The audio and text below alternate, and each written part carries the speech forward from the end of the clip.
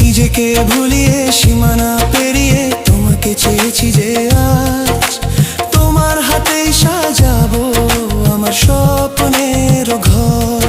আমি তোমার প্রেমে পড়ে দুনিয়া ভুলে গেছি।